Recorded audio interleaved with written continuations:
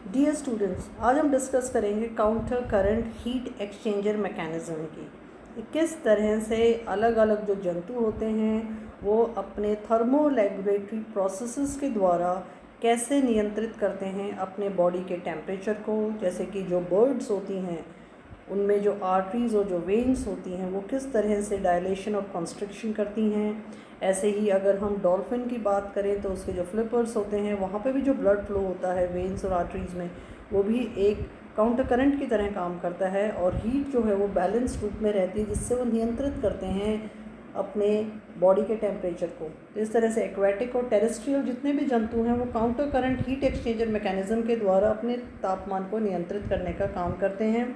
अगर हम इसकी हिस्ट्री देखें तो ये काउंटर करंट एक्सचेंज CCE जो मैकेनिज़्म है, इसकी जो प्रॉपर्टीज़ हैं वो 1951 में प्रोफेसर वर्नर क्यून ने प्रपोज़ की थी और उन्होंने उसको सबसे पहले किडनीज़ में देखा था, लूप ऑफ हेनली में देखा था और उसको एक नाम दिया था काउंटर करंट मल्टीप्लायर। और उसके बाद में ये जो फाइंडिंग्स हैं ये एक्सपेरिमेंटली प्रूव की थी 1958 में प्रोफेसर कार्ल गॉटस्चॉक ने।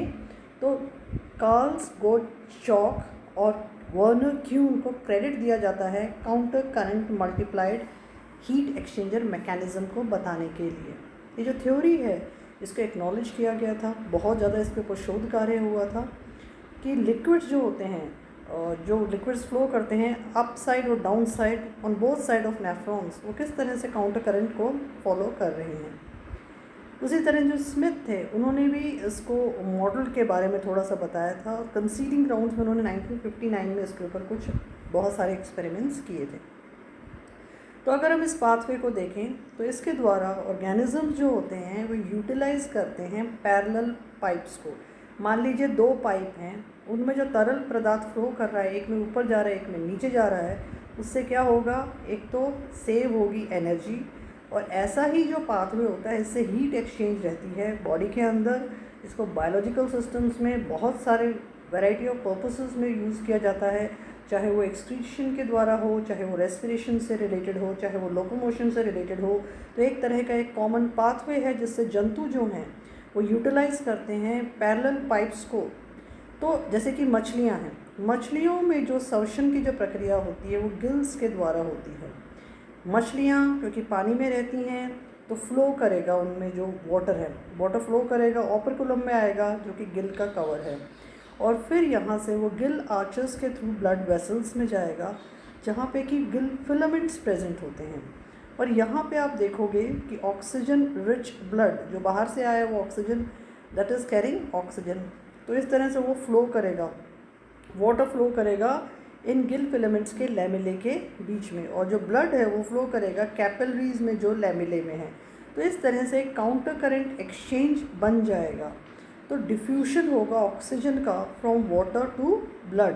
बाहर ऑक्सीजन जो पानी से आया है उसमें डिज़ोल्व जो ऑक्सीजन है उसकी मात्रा ज़्यादा है तो वो किस में जाएगा, ब्लड में जाएगा। तो बाहर अगर हैंडेड है तो इट इज़ गोइंग इनसाइड। जो ब्लड है फ्लो है सिंप्लीफाइड कैपिलरीज में, उसमें परसेंटेज ऑफ ऑक्सीजन यहाँ पे डिपिक्टेड है। तो इस तरह से काउंटर करंट एक्सचेंज मैकेनिज्म से ये जो वाटर का जो फ्लो हो रहा है, जो ब्लड का जो फ्लो हो रहा है, वो काउंटर करंट मैकेनिज्म के द्वारा हो रहा है, जिससे आपका जो ब्लड है वो अब कैसा हो जाएगा, ऑक्सीजन रिच हो जाएगा। मछलियों में पहले कैसे था, ऑक्सीजन पुअर था। जैसे ही उसमें वाटर डिज़ोल्व ऑक्सीजन अंदर एंटर हुआ तो यहाँ पे डिफ्यूशन हुआ ऑक्सीजन का। डिफ्यूशन कहाँ पे हुआ है, लैमिले में हुआ है। लैमिले कहाँ प्रेजेंट है, गिल फिलामेंट्स में प्रेजेंट हैं, जिसमें कि ब्लड वेसल्स की सप्लाई होती है। और ब्लड वेसल्स आपको पता है छोटी छोटी आर्टरियोज ब्रेकअप कर जाती हैं कैपिलरीज में। तो ऑक्सीजन पुअर ब्लड अब कैसा हो गया, ऑक्सीजन रिच ब्लड हो गया। तो ऐसे ही इन फिशेस में, इन वर्टिब्रेट्स में एक ऑर्गन प्रेजेंट होता है जो कि फ़िश गिल्स में प्रेजेंट होता है, जिसको हम कहते हैं रेटे मिरेबले। तो रेटे मिरेबले के द्वारा एक्सचेंज होता है, काउंटर करंट एक्सचेंज होता है मछलियों में। ऐसा ही सिंप्लीफाइड सिस्टम हम लूप ऑफ हेनली में देखते हैं, टेरेस्ट्रियल एनिमल्स में हम देखते हैं, किडनीज़ में देखते हैं, जिससे कि ग्रेजुअल बिल्टअप होता है कॉन्सेंट्रेशन ऑफ यूरिन का by using active transport on nephrons. तो जो ट्यूब्यूल्स होती हैं वो कैरी करती हैं तरल पदार्थ को ग्रेजुअली और कॉन्सेंट्रेटेड होता है यूरिन। ये जो एक्टिव ट्रांसपोर्ट होता है इसकी रिक्वायरमेंट होती है जिससे कि कांस्टेंट और लो ग्रेडियंट कॉन्सेंट्रेशन बना रहे काउंटर करंट मल्टीप्लायर मैकेनिज़्म से। तो अगर हम एक नेफ्रॉन का डायग्राम देखें तो यहाँ पे हम देखते हैं कि ये जो ट्यूब्यूल्स होते हैं हमारी नेफ्रॉन्स जो होती हैं, इनमें आपके फिल्ट्रेशन, रीअब्जॉर्प्शन, सॉलिड को कॉन्सेंट्रेशन और रीअब्जॉर्प्शन सिक्रीशन मैकेनिज़्म होता है। ये जो प्रोसेस होता है renal corpuscle, PCT proximal convoluted tubule, loop of Henle जिसके डिसेंडिंग और असेंडिंग लिम्स हैं, डिस्टल कॉन्वोलेटेड ट्यूब्यूल है और कलेक्टिंग डक्ट प्रेजेंट है। अब यहाँ पे अगर हम देखें तो रीनल कॉर्पसल और PCT में परमेबिलिटी जो होती है पानी के लिए वो बहुत ज़्यादा होती है। लूप ऑफ हैंडली का जो पोर्शन होता है असेंडिंग लिम्ब उसमें बिल्कुल भी नहीं होती है। उसके बाद में डिस्टल कॉन्वोलेटेड और कलेक्टिंग में बहुत ज़्यादा वेरिएबल होती है परमेबिलिटी पानी के लिए।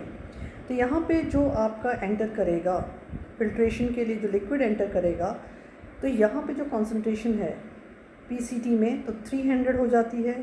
लैक्टेज, कीटोनेज और यूरिया यहाँ पे एक्शन करते हैं, डोपामिन का एक्शन होता है यहाँ पे, और 300 से बढ़कर आप क्या देखते हो कि इट इंक्रीजेस टू 1200 ऑस्मोमोल्स। तो यहाँ पे वाटर का रीअब्जॉर्प्शन हो जाता है, ग्लूकोज, वाटर आयंस इनका भी हो जाता है। फिर आप देखते हो कि सोडियम और क्लोराइड का यहाँ पे इनटेक शुरू हो जाता है। फिर अगेन कॉन्सेंट्रेशन स्टार्ट्स डिक्रीजिंग, 400 हो गया, 100 हो गया, 200 हो गया, 300 हो गया। फिर यहाँ पे वापस आप देखते हो कि वाटर्स, कैल्शियम, सोडियम, ADH का रोल हो जाता है। फिर अगेन 400 से कॉन्सेंट्रेशन इंक्रीज़ हो जाता है यूरिन का, हाईली कॉन्सेंट्रेटेड, और वो 1200 तक चला जाएगा। तो इस तरह से आपका जो प्रोसेस होता है सर्किट ऑफ फ्लूइड होता है लूप ऑफ हैंडली में। अब दूसरा जो एग्जांपल है वो लेग्स होते हैं आर्टिक फॉक्स के, जो कि स्नो के ऊपर मूव करता है। इसके जो पैर होते हैं आर्टिक फॉक्स के वो बहुत ठंडे हो सकते हैं क्योंकि वो बहुत ज़्यादा ठंड में रहता है, लेकिन ब्लड का जो सर्कुलेशन है वो न्यूट्रिएंट्स को उसके पंजों तक भी लेके जाता है, जिससे उसके जो अंदर की है वो हीट है वो भी बाहर नहीं जाती।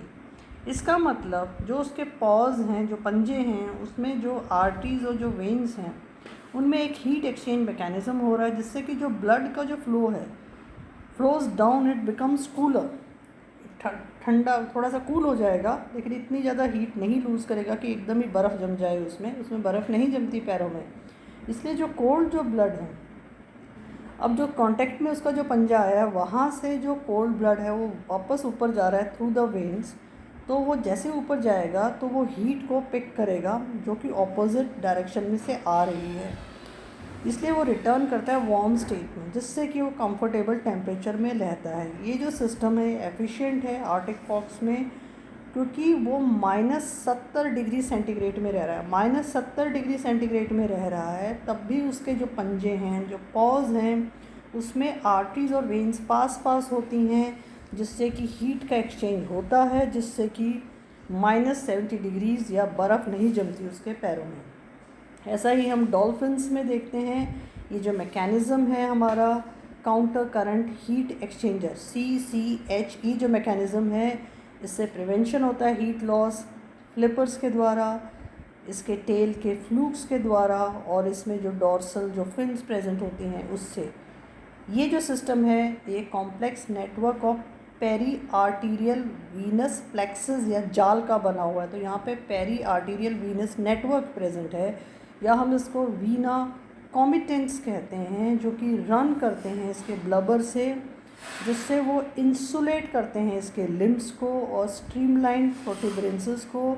हर ये जो जाल जो बना हुआ है पेरी आर्टीरियल वीनस प्लेक्सेस का, इसमें एक सेंट्रल आर्टरी होती है जिसमें कि वार्म ब्लड होता है जो कि हार्ट से आया है, और उसके चारों तरफ एक बंडल होता है वेन्स का जिसमें कि कूल ब्लड होता है बॉडी के सरफेस का। तो अंदर क्या है, एक सेंट्रल आर्टरी है जिसमें कि वार्म ब्लड है जो कि हार्ट से आया है, और चारों तरफ आपके बंडल ऑफ वेन्स हैं जिसमें कि कूल ब्लड आया है। जैसे ही ये जो फ्लूइड्स हैं ये फ्लो करते हैं एक दूसरे से, तो उनसे एक हीट ग्रेडियंट जनरेट होता है, जिससे कि हीट ट्रांसफ़र होती है, रिटेन होती है बॉडी के अंदर, और जो वार्म जो आर्टीरियल ब्लड है वो ट्रांसफ़र करता है अपनी हीट को कूल वीनस ब्लड में। इससे कंजर्वेशन होती है हीट की। Recirculating it back to the body core. इसलिए जो आर्टरीज़ हैं वो एक गुड डील करती हैं हीट एक्सचेंज की इस प्रोसेस में, और इस कन्वेक्शन प्रोसेस के द्वारा डॉल्फिन बहुत ठंडे पानी में भी सर्वाइव कर पाती है। ये जो कोल्ड वेदर होता है इसमें जो ब्लड फ्लो होता है वो लिम्ब ऑफ बर्ड्स और मैमल्स में भी होता है। ये रिड्यूस हो जाता है कोल्ड एनवायरमेंटल कंडीशन में, जैसे कि इनमें भी counter current exchange system operate करता है शॉर्ट सर्किट्स के रूप में। यहाँ पे arterial blood directly venous blood को गर्म करता है जिससे कि मिनिमल हीट का लॉस हो। सबक्यूटेनियस जो लिम्ब होते हैं, वेन्स जो होती हैं वो सिकुड़ी हुई रहती हैं जिससे कि हीट लॉस नहीं हो ठंड में, और फोर्स करती हैं ब्लड को एक्सट्रीमिटीज़ में जाने के लिए। बर्ड्स और जो मैमल्स होते हैं वो रेगुलरली इमर्ज करते हैं अपने लिम्स को कोल्ड और आइसी वाटर में, और उनमें well develop counter current blood flow system होता है उनके लिम्स में, जिससे प्रोलॉन्ग जो एक्सपोजर होता है कोल्ड में वो मेंटेन रहता है, जिससे कि CCH की वजह से ही significant loss of body heat नहीं हो पाती है। अगर हम इसको बर्ड्स में देखें तो इसके जो लिम्स होते हैं यहाँ पे ब्लू कलर में यहाँ पे आर्टरीज़ हैं, तो वार्म जो ब्लड है वो बॉडी के कोर से ट्रेवल डाउन कर रहा है लेग में, आर्टरीज़ में, आर्टीरियल ब्लड में वार्म ब्लड नीचे की ओर जा रहा है। अब आर्टीरियल जो ब्लड है वो पास कर रहा है हीट को कोल्ड ब्लड में, यहाँ पे वो कोल्ड ब्लड में पास कर रहा है बैक फ्रॉम द फुट। पैर कहाँ है, ठंडे उस पे है, तो वापस वो उसको ट्रांसफ़र कर रहा है। तीसरे में आर्टीरियल जो ब्लड है वो ठंडा हो गया, अब वो अपनी लूज़ करेगा लेस हीट को इन्वायरमेंट में जैसे ही वो ट्रैवल करेगा फुट के थ्रू। फिर कोल्ड जो वीनस ब्लड है, वीनस ब्लड ठंडा है क्योंकि वो कांटेक्ट में है बर्फ़ के, वो वार्म हो जाएगा किसके थ्रू, इसके जो आर्टीरियल जो ब्लड सप्लाई है इसके through, before it returns to the body core. तो इसलिए बॉडी में भी वो इतना ज़्यादा ठंड का प्रकोप नहीं जाएगा ऊपर तक। इसलिए पैर जो हैं, इसका मतलब ये नहीं है कि पक्षी अगर रह रहा है बहुत ठंडे में तो वो उसके पैर बर्फ़ की तरह जम जाएंगे, वो जम नहीं पाते क्योंकि counter current heat exchange mechanism flow करता है। एक तरफ आपके वार्म ब्लड है और एक तरफ आपके ठंडा है, उन दोनों के बीच में एक इंटरेक्शन होता है, इस वजह से ये सर्वाइव कर पाते हैं। ऐसे ही सी और डेजर्ट बर्ड्स में भी हम देखते हैं कि उनमें सॉल्ट ग्रंथियाँ प्रेजेंट होती हैं उनके नॉस्ट्रल्स में, जिससे सी बर्ड जो होती हैं एक्सेस, क्योंकि पानी कैसा है बहुत नमकीन है, तो एक्सेस सॉल्ट को वो रिमूव करती हैं जब भी कुछ खाती हैं, स्विम करती हैं, डाइव करती हैं सी में। ये जो सॉल्ट ग्लैंड जो होते हैं इन डेजर्ट बर्ड्स में, ये काउंटर करंट मैकेनिज़्म को फॉलो करते हैं।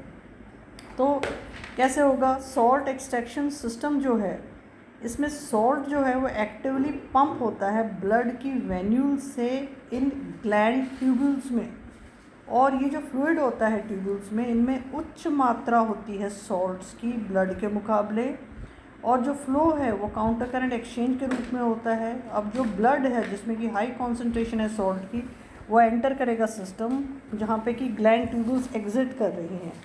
यहाँ पे एक छोटा सा ग्रेडियंट है जो कि पुश करेगा सॉल्ट को from blood to salty fluid, active transportation के माध्यम से वो उसको मूव करेगा।